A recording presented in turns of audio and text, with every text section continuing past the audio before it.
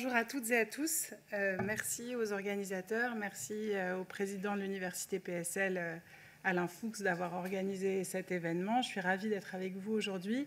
Je vais faire une présentation scientifique en anglais. And I hope that this is going to provide food for thought for the workshops that you all will work on this afternoon. So my topic of research is the link between cognitive science and public policy. So what can our understanding of psychology, how can our understanding of human psychology contribute to building and designing better public policies? So it's, I believe, relevant for some of the issues that you're going to have to think about this afternoon. But today I'm going to focus on one particularly important public policy, which is climate change mitigation. So over the past 3 decades, a number of reasons have been put forward to explain the absence of behavioral change to address climate change.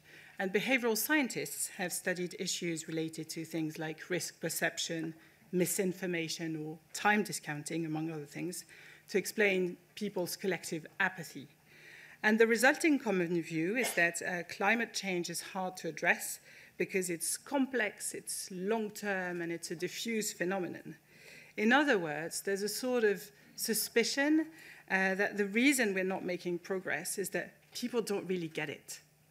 But there's a problem with this narrative, because today a majority of people believe that climate change is happening, that it is a serious threat, and they urge their governments to do more to curb CO2 emissions.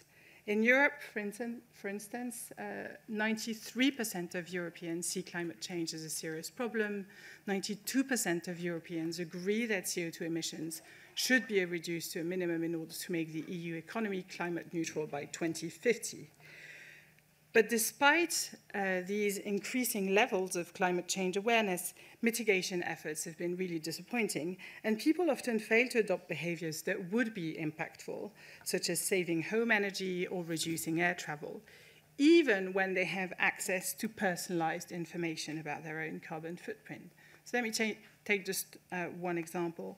The share of SUVs has risen sharply, despite the fact that there's the second source of increase in CO2 emissions in the world, right behind the energy sector and in front of heavy industry or aviation.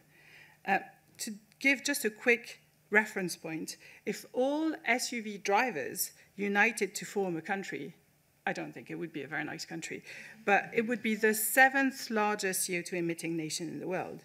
Now, the choice of driving an SUV or not is entirely up to the individual. So it's puzzling that behaviors like this persist despite the climate awareness figures I just mentioned. So the question for us is the following. Given the high level of concern around climate change, what other factors are keeping people from adopting behaviors or supporting policies that effectively reduce CO2 emissions? That's the question that behavioral scientists and psychologists and social scientists in general are interested in.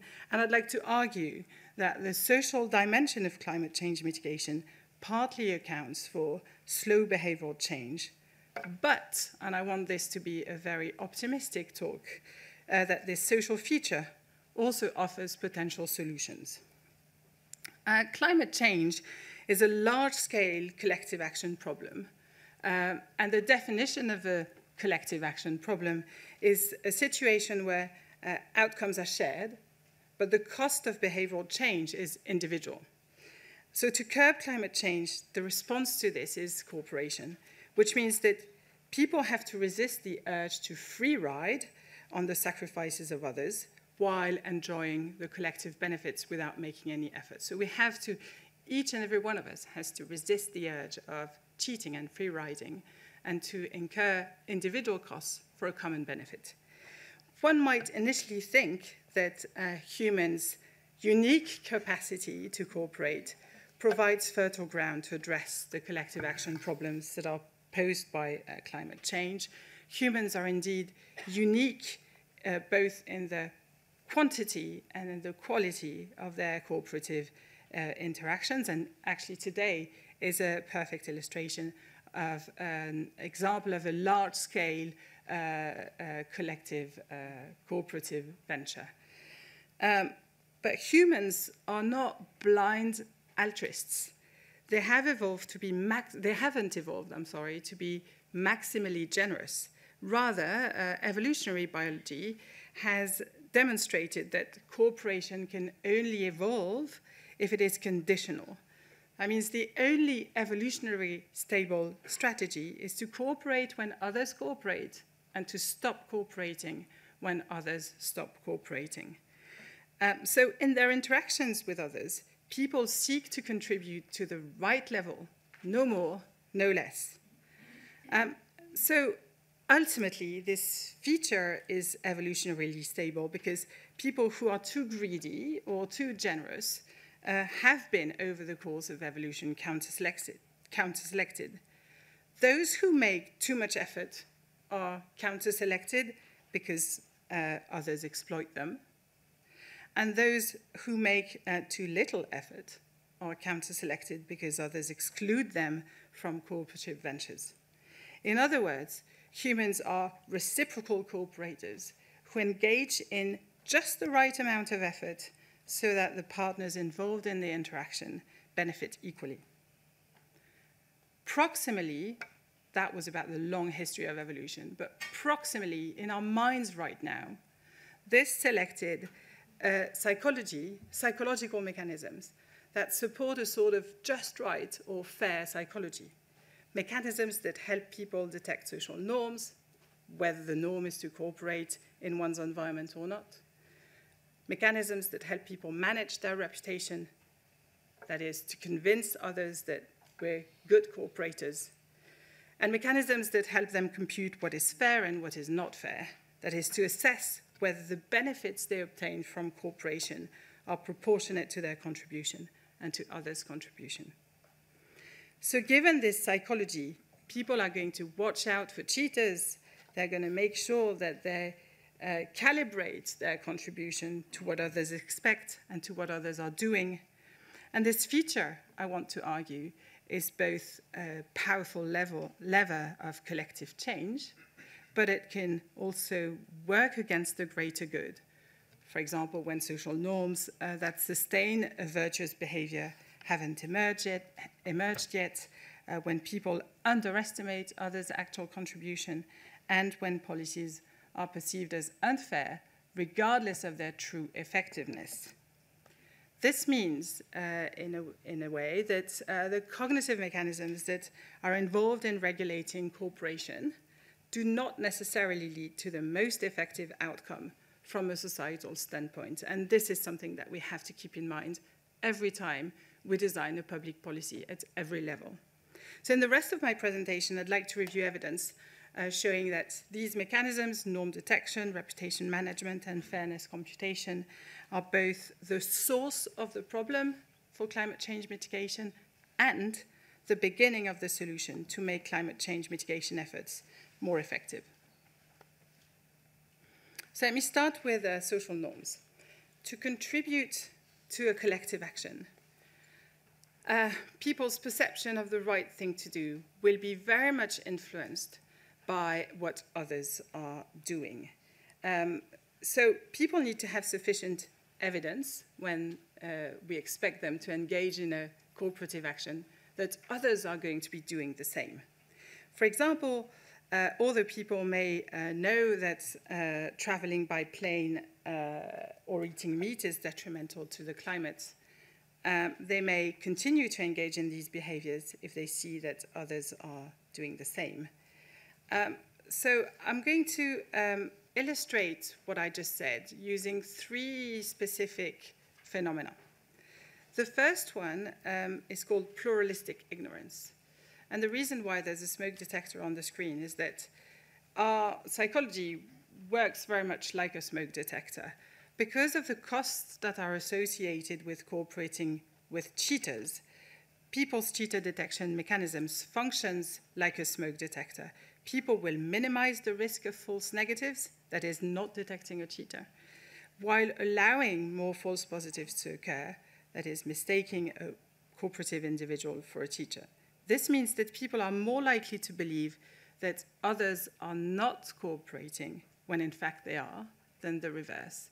So because there's a risk for us to cooperate with cheaters, we tend to over-evaluate the probability that people are not doing their share.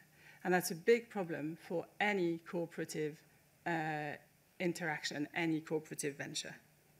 And this can lead to pluralistic ignorance. Pluralistic ignorance is a situation in which people privately reject a norm, but they engage with it nonetheless because they falsely assume that most others accept it. For example, Americans hold the inaccurate belief that a majority of their fellow citizens do not care much about mitigating climate change, and that's especially true for many pro-environmental behaviors that are hard to observe. For example, recycling at home is hard to observe. Lowering one's thermostat, nobody will know if you do it or if you don't do it. Adding insulation under your roof, that's perfectly not observable.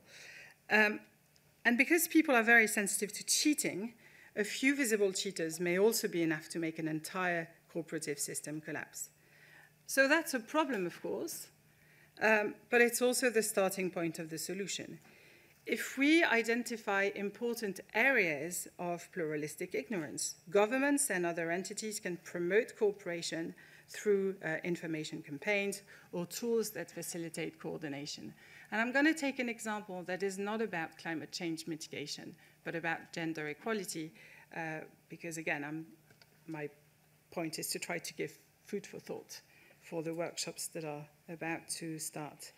So in a recent paper on women participation in the workforce in Saudi Arabia, researchers found that married Saudi men believe that a large share of other men are opposed to women working outside the home.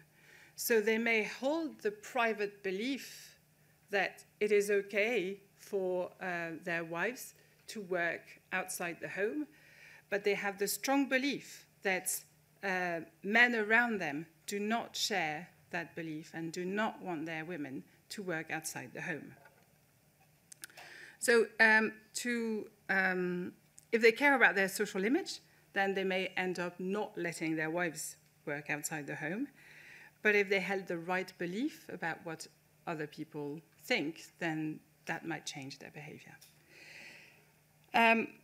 To address this, researchers in a field study tested this hypothesis and assigned people to two different conditions, one in which men were exposed to what others think. Okay, this is the treatment condition where belief of others are shared with them, and a control condition in which men were not aware of what other men think.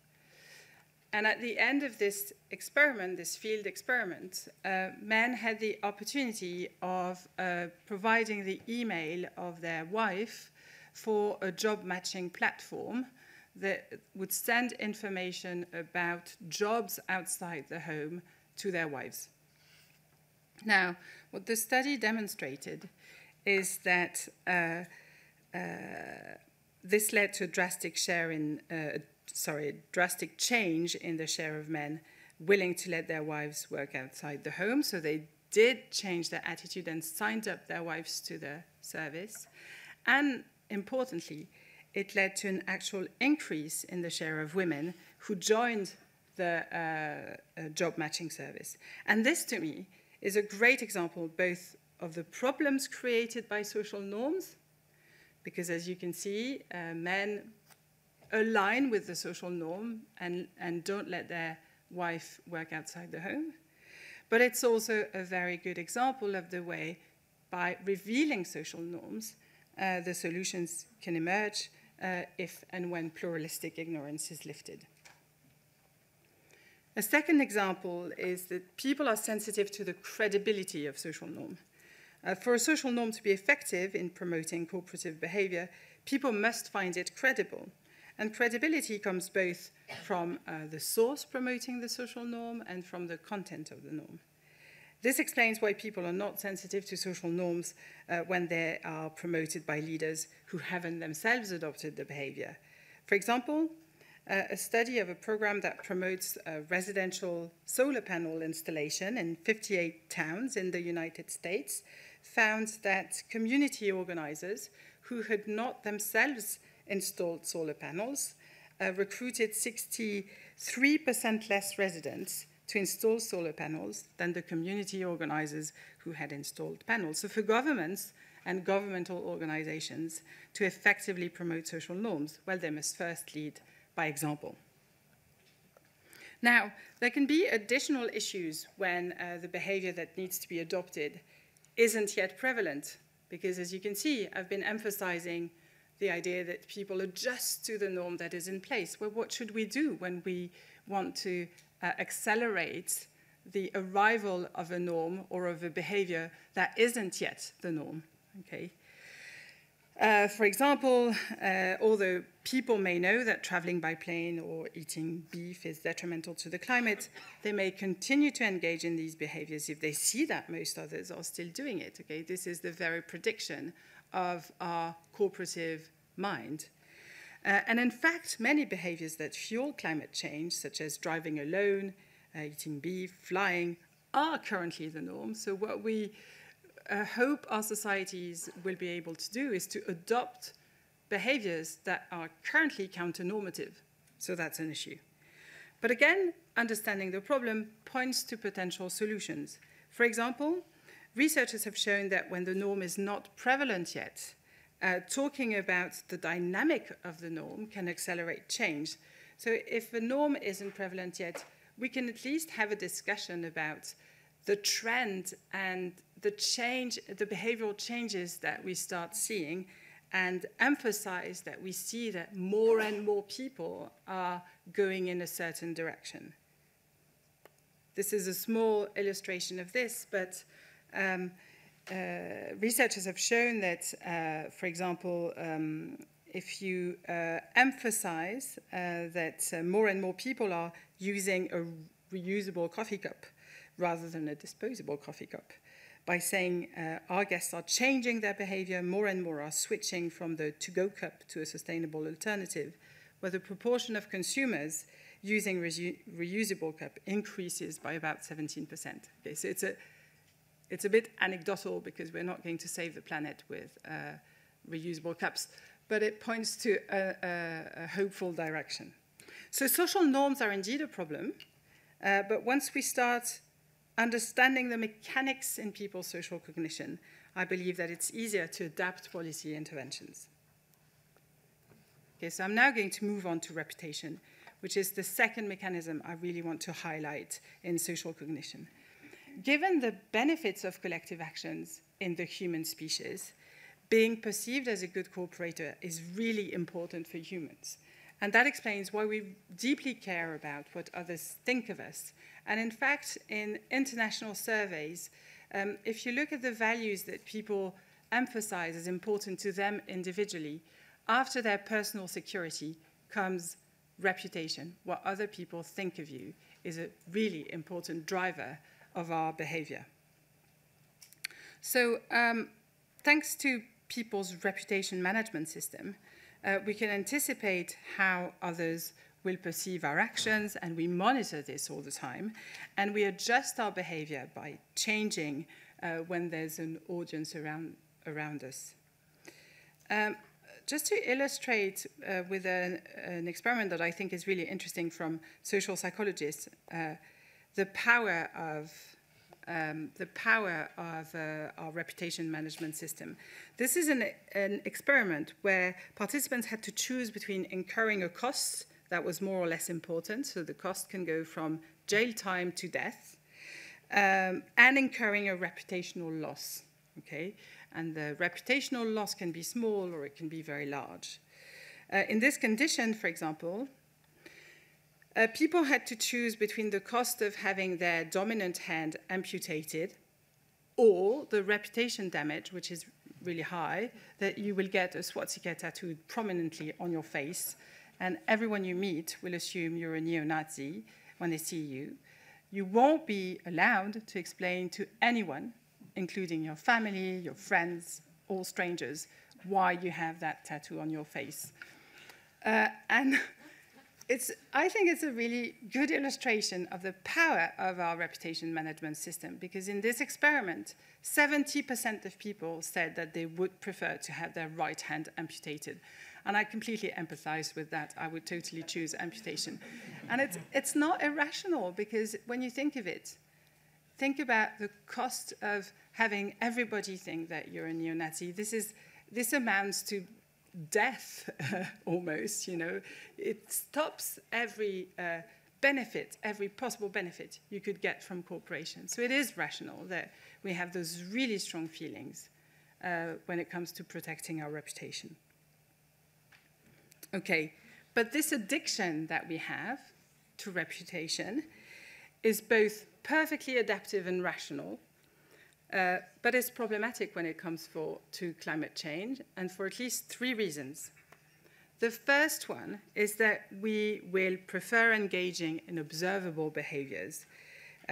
When behaviors can be identified easily as signals of cooperation, people are more likely to engage in them because it makes us look good.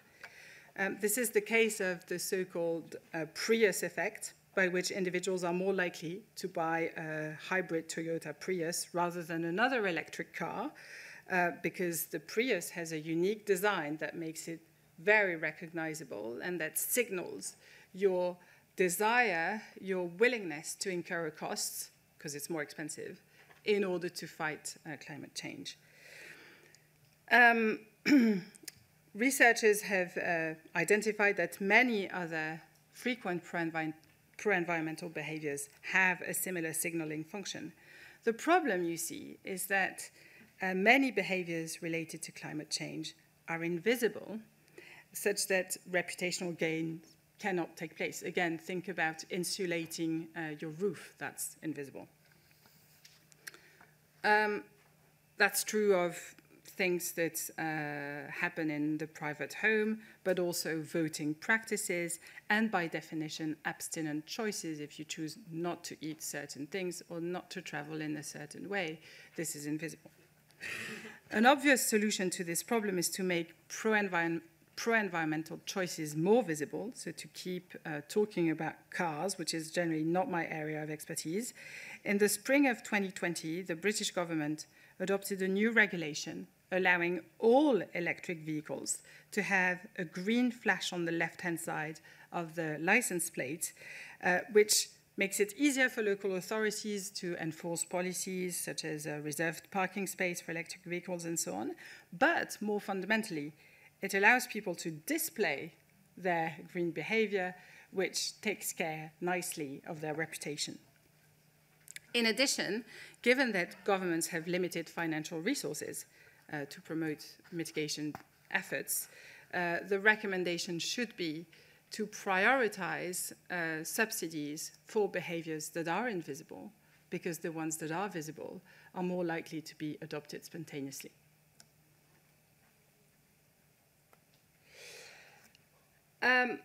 Another issue related to our addiction to reputation is the need to appear competent and nice all the time. So we care about enhancing our value, especially in front of our social networks.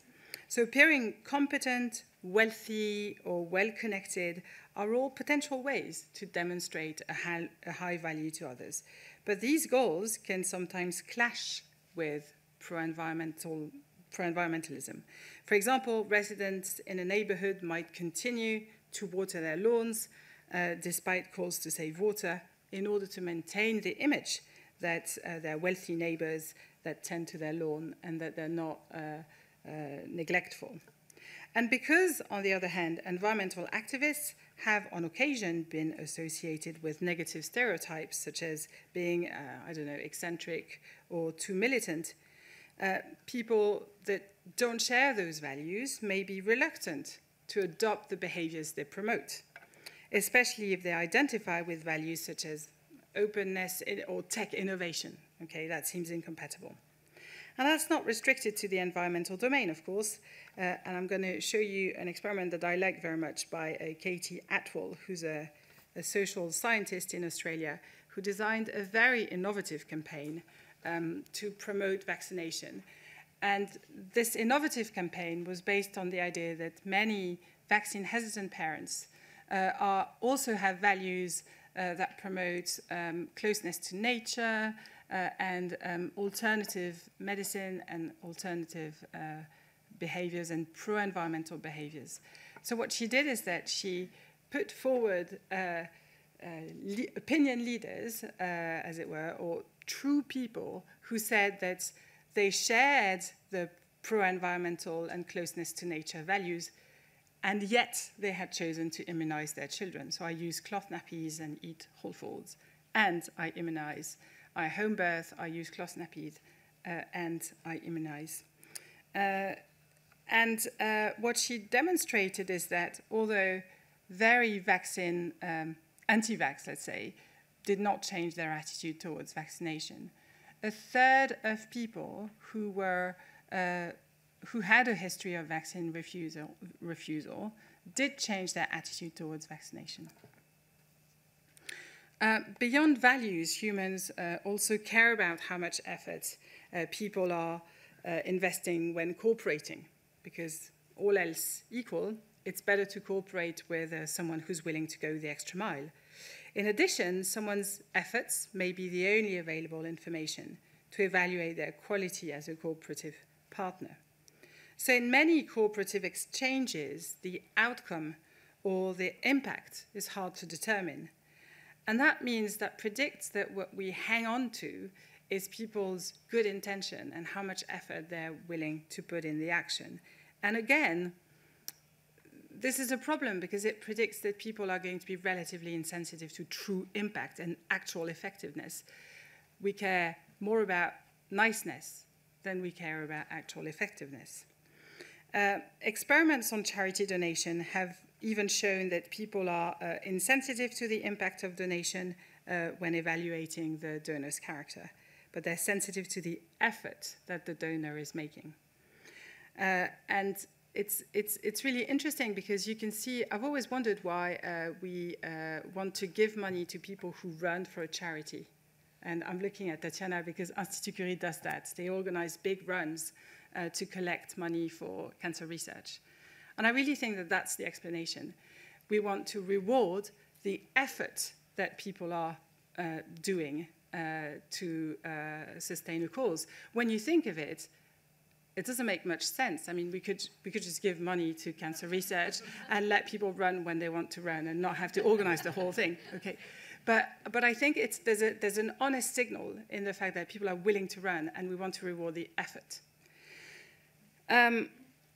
So charities such as The Life You Can Save, and I've put up a screenshot, have tried to tackle this bias by making smart giving easier and by emphasizing that true impact is a value, actually, and we could promote impact as a value that we care about. I want to be a little pessimistic here, because it's a promising idea, but we can anticipate how this movement called effective altruism may face resistance for reasons that again have to do with reputation management. People who seek to maximize their impact often appear as calculating and cold. For example, studies have shown that people who deliberate more about the consequences of their charity donations are perceived as less moral and as less desirable social partners than people who rely on their gut feeling, on their empathy, and on their irrepressible willingness to help. So, although prioritizing actual impact is good from a societal standpoint, it may come at a reputational cost. And what I think is that we're going to need to work more on ways that can help citizens align true impact without going against the constraints that are imposed by their reputation management needs. So I'm going to end with the third mechanism that constitutes our social cognition, which is fairness. When engaging in cooperation, people not only decide who they should cooperate with, but also the costs, how the costs and benefits of cooperation should be shared. To sustain cooperation, that means that people monitor constantly, subconsciously, I'm not saying that we're cynical, people monitor constantly the costs and benefits accrued to others For example, how much effort people from other countries are making to reduce CO2 emissions. And this helps people identify the appropriate response, such as changing their lifestyle drastically if they realize that they are in the minority of people not doing enough, or not doing anything if they realize that actually they're already doing their share. So remember, we try to do our share just right. No more, no less, just right. So when people feel like the costs and benefits of cooperation are not distributed fairly, then they stop cooperating. And that creates two important challenges. First, the fair allocation of costs and benefits to individuals who are cooperating depends on the perceived status quo, so on the perceived baseline where we're starting from. And that means that if people disagree on the baseline, then they will disagree on what is fair and what isn't. In the case of climate change, if the status quo is historical emissions, it gives us a picture, but the baseline is very different if we take into account current emissions. So when individuals are negotiating or trying to have intuitions about what is fair and what isn't with respect to climate change mitigation, their intuitions about what's fair and what isn't is very much determined by things like this, what they have in their heads about what is the baseline. So, and similarly, so this is at a very global level, and in fact, I'm not entirely sure how much individual psychology plays in, because those are negotiations that happen between countries and institutions rather than individuals. But at a more local level, it's the same thing. When you think about public space allocation, and you decide how to allocate public space, and you have to decide whether we should give more space to cars, more space to pedestrians, more space to bikers. The fairness intuition we have very much depends on the baseline we take into account. If we take into account that the baseline is the street as it is today, then when we add a bike lane, we're stealing some space from drivers. But if we take a prior baseline that precedes the actual situation, the current situation, then we can generate very different intuitions. So psychologists have produced much interesting research on the way different frames of reference or different anchoring points affect the way people see and perceive the situation. And I think that this research can and should be productively used to reframe problematic situations in which different actors have seemingly irreconcilable views, which in fact may simply reflect the fact that their starting point, their baseline, is different. The second and last challenge is that people value fairness over effectiveness when deciding between various public policies. In other words, people's sense of fairness does not favor the most good for the most people. That's not true. Our sense of fairness values something that is balanced between the costs and benefits for everyone. And this explains why most people are, for example, unwilling to increase cure rates for a large group if it comes at the cost of reducing cure rates for a smaller group. Most people will also favor income distributions that are more equal than income distributions that produce the highest total income. Most citizens prefer retributive justice in which the punishment is proportionate to the crime, rather than deterrence, in which you try to make sure that no crime happens. And I want to pause here to say that, again, I am not saying that this is irrational. In fact, I think it's perfectly rational that we have those intuitions. This is the way human psychology is built, and for very good and very adaptive reasons. Our psychology is built to cooperate, and therefore, we constantly take into account the costs and benefits of individuals. The bad consequence of this is that we disagree that we should value over and above everything else, overall utility and global utility.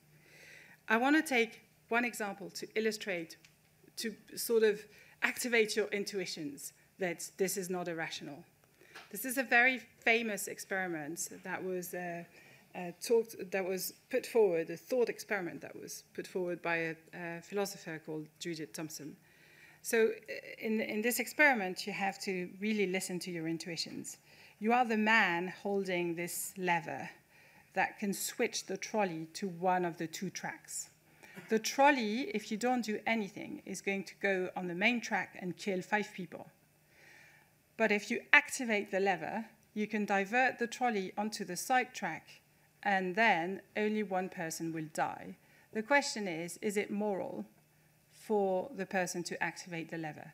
In this situation, about 75% of people say that, yes, it's moral for the person to activate the lever. Okay? Now let me show you another situation. In this situation, it's exactly the same thing numerically, but in order to stop the trolley, you need to push the man that's standing on the footbridge onto the track. And you know that if you do this, then the man is going to stop the trolley and only 1 person will die and the 5 will be saved. So numerically, it's exactly the same. You could say rationally. For a machine, it's the same. But for us, it's not the same. It's not the same because we take into account the baseline situation of the people. On the left-hand side, the baseline situation is that the person is already at risk because they're already lying on the track. Whereas in the first situation, in the right-hand side situation, the person is in a very different situation, in a safe situation, and we don't want to push the person. So, I mean, I'm not going to go deeper into this because there's a whole trolleyology literature in psychology, and people have tested everything. What if it's a natty that you push from the bridge? What if the 5 are kids? And so on. So, but still, it's just to really activate your intuition that it isn't irrational to not always think or to not always put above everything else effectiveness, okay? So we wouldn't want to say that people are irrational for not throwing the man from the bridge. And I don't think it would make a lot of sense to try to implement a policy that would allow people to be thrown from bridges because it maximizes overall utility. So the point is that we should work with rather than against people's psychology. So let me summarize with this graphic slide to conclude. My point has been that it makes little sense to design policies that are effective in theory, but will be perceived as unfair in practice. And that is because cooperation is supported by dedicated mechanisms. And these mechanisms are adaptations that evolve to solve humans' collective action problems. By detecting social norms, managing our reputation, and computing what's fair, people ensure that they benefit from cooperative endeavors. That's perfectly adaptive and therefore rational. Our social cognition creates problems, but it's also a powerful lever. For example, people tend to underestimate the proportion of cooperators, and they prefer engaging in observable behaviors, even if they're not effective, and they value fairness over effectiveness. But our social cognition also provides levers if we make social norms more visible, and if we integrate fairness considerations in the very design of public policies, then we have a powerful set of tools to accelerate behavior change. So my plea to conclude is that I think to accelerate climate change mitigation, we should work with rather than against people's social instincts. And I believe that the same holds true for the topics that will be talked about this afternoon, so gender equality and misinformation, even academic freedom. I'm sure we can think about interesting inputs from social cognition there. Thank you very much for your attention.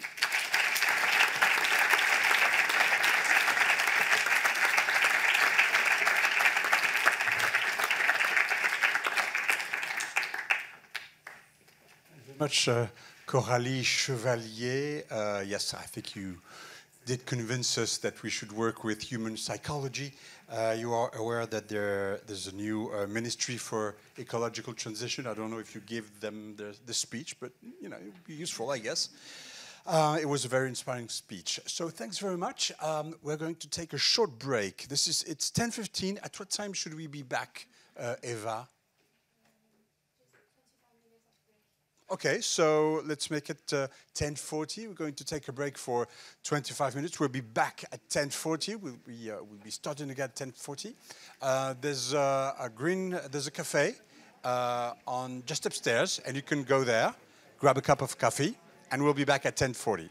Thanks very much.